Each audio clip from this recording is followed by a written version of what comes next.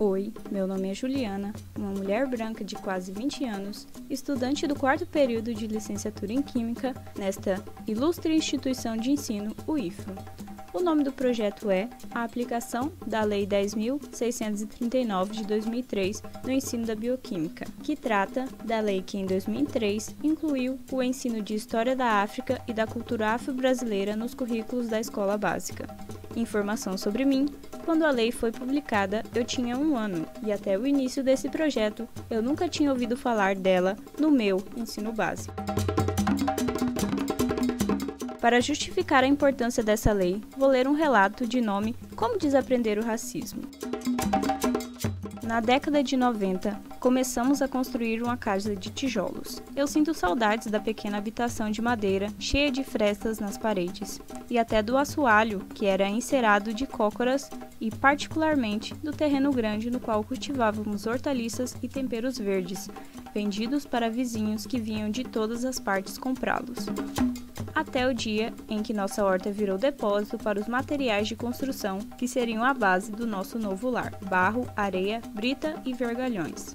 Para essa empreitada, meu pai contratou um pedreiro de boas referências, proveniente do morro, onde a mão de obra custava mais barato e ainda podíamos pedir algo mais do que o combinado. O pedreiro era um senhor de meia idade, com a pele escura, como a noite sem lua, de sorriso largo e alvo, sempre simpático, como se não tivesse o direito ao aborrecimento. Sua amistosidade me fazia ir ao seu encontro. Diariamente, após a escola, jogávamos conversa fora enquanto ele trabalhava. Eu brincava naquele parque de diversões, o canteiro de obras. Aquele homem, sob o sol escaldante, realizava seu trabalho braçal e diário, como um artesanato, traçava vergalhões, fazia maceiras com barro, areia e cimento para encher as vigas de sustentação.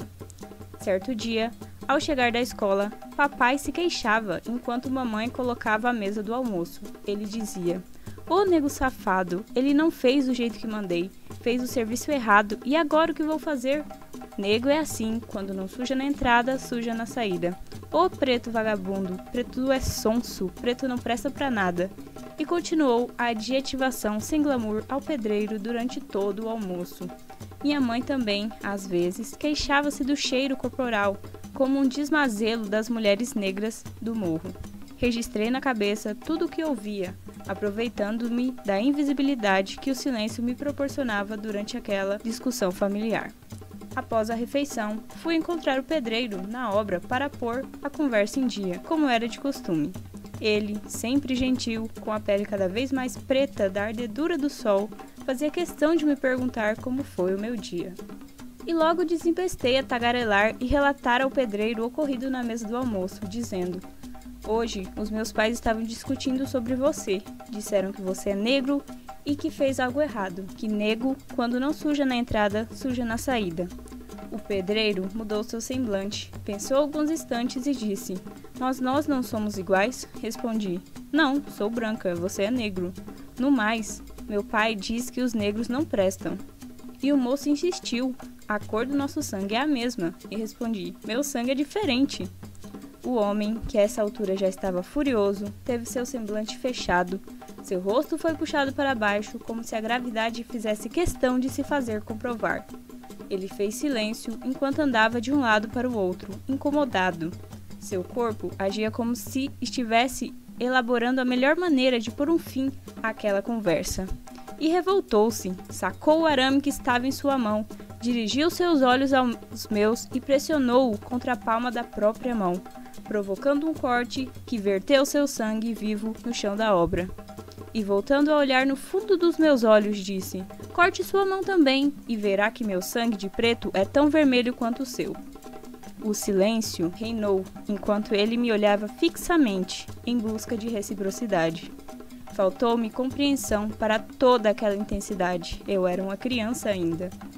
Pois sentia que seu ato abrupto era consequência do esgotamento a um fardo que lhe fora imposto.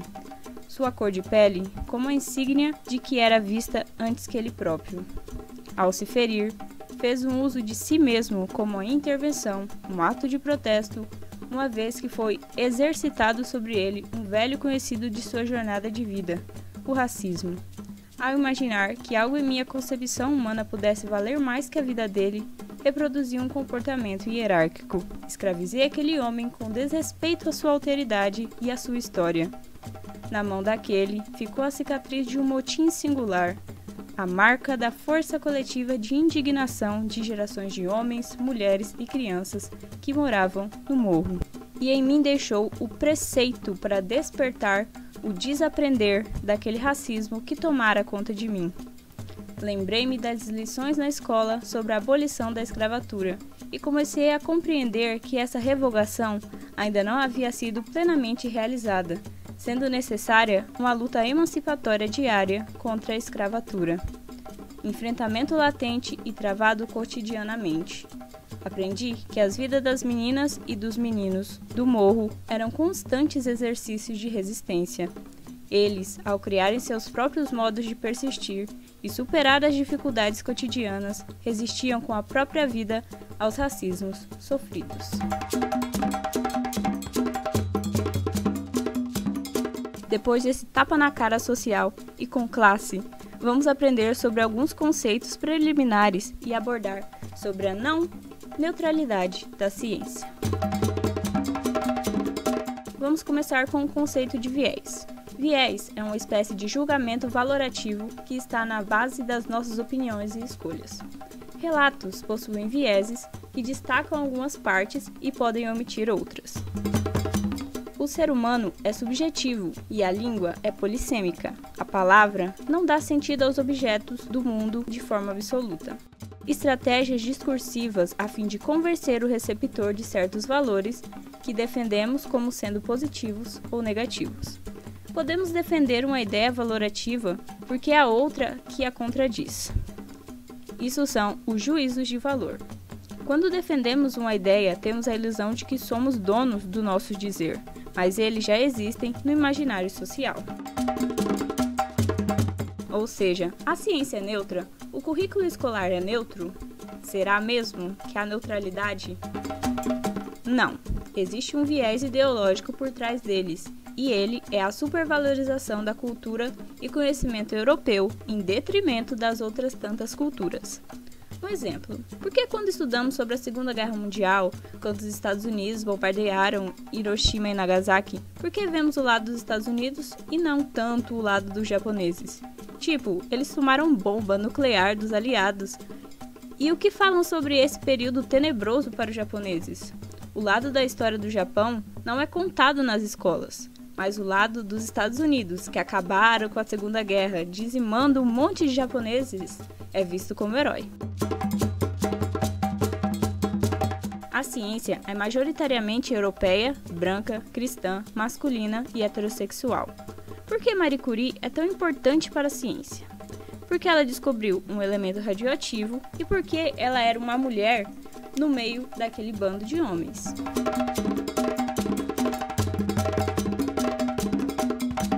Agora alguns exemplos do porquê o currículo escolar não é neutro, com base nos grandes nomes das ciências exatas. A física, a química, a biologia e aqui da bioquímica, que é a matéria que a gente está estudando. Física. Temos Isaac Newton, Albert Einstein, Thomas Edison. Eles são brancos, homens, héteros, europeus e cristãos. Agora vamos ver a química. Antoine Lavoisier, Dmitri Mendeleev, John Dalton, Niels Bohr, Ernest Rutherford, Linus Pauling. Olha que incrível! Eles são brancos, homens, héteros, europeus e cristãos. Vamos para a biologia. Charles Darwin, Mendel, Pasteur. Olha que legal esse também. Eles são brancos, homens, héteros, europeus e cristãos. Na bioquímica, Friedrich Nietzsche. Também é branco, homem, hétero, europeu e cristão. Aí tu pensa, por exemplo, nas pirâmides do Egito. Vocês sabiam que o Egito fica na África? E que os egípcios não eram brancos como os atores dos filmes? E que as pirâmides foram sim feitas por um povo preto e africano? E não foram os ETs que fizeram. Dê os devidos créditos aos pretos egípcios, seres humanos, que não devem ser apagados. Aí ok, por que então aqui no Brasil a gente não estuda um pouco mais sobre a cultura africana, sendo que mais da metade da população brasileira é negra? porque está em vigência a cultura do colonizador. Os portugueses colonizaram o Brasil com sua superioridade branca, europeia, cristã, heterossexual e masculina. Os indígenas que viviam aqui morreram ou viraram escravos. Os negros que vieram para cá morreram ou viraram escravos. E os brancos estavam de boa, exercendo seu privilégio de raça superior. O que resulta no privilégio branco que existe até hoje. Depois de jogar tudo isso na roda, tirem um tempo para pensar, querida audiência, e nos vemos no próximo episódio deste ilustre podcast. Sayonara!